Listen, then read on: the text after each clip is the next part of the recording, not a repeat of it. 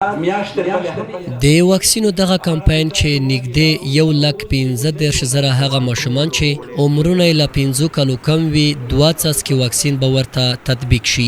ارنسپوهان لا خوست میشتو غوښتنه کوي چې د خپلو ماشومانو ژوند ته جدي پاملرنه وکړي. ټول د خوست مرکز او اطرافي ولسوالۍ ټول ماشومانو ته به تطبیقېږي. دا چې تاسو د میډیا د لارې نه او د منبر د لارې نه په کلیو کې هغه صحي مبلغینو لارې نه موږ بیا هم د ټول ولس میندو پلرونو ته دا توصیه کوو او دا غوښتنه ځینې لرو چې هغه ماشومان چې عمرونه یې تر 15 کلنۍ کم دي او د دې پولیو د واکسین څخه برخمن کړي. دیني علما هم ماشومانو ته د پولیو پر 2 څاڅکو واکسین ورکړې ټینګار کوي. دوی د اسلام له نظره هم د پولیو تطبیق روا بولي. د ښه تطبیق لپاره موږ تقریبا 900 ټیمه چې په ټیم کې 2 نفره لرو، یعنی 2000 رضاکاران لرو.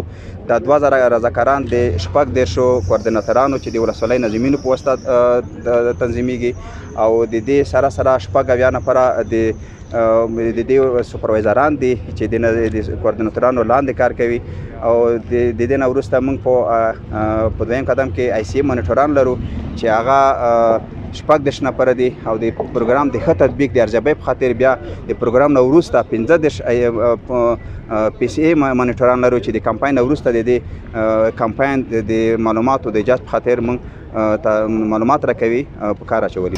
د واکسینو ولایتي مسؤل بیا له والدینو غوښتنه وکړه چې خپل ماشومان واکسیناتورانو ته 2 څاڅکو د واکسینو تطبیق لپاره ترجمات وروړي.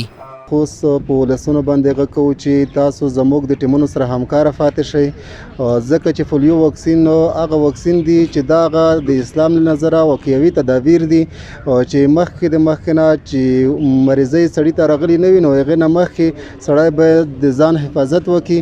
نو پولیو واکسین چې دی دا کوم ضرري مواد نه لري نو د ولسونو په نفع باندې دی. د رسنیو له لوري د ښه پوښښ او عامه پوهاوي په نتیجه کې خوست کې تر اوسه د پولیو ناروغي کومه مثبته پیښه نه ده ثبت شوې. افغانستان کې له کلونو راهیسې د پولیو یا ګوزڼ پروسه روانه ده او له دغه ساري وایروس څخه د مخنیوي په موخه هیواد کې سلګونه زره هغه ماشومان چې عمرونه یې له 5 کالو کم وي میاشت کې 2 څاڅکي واکسین ورکول کیږي.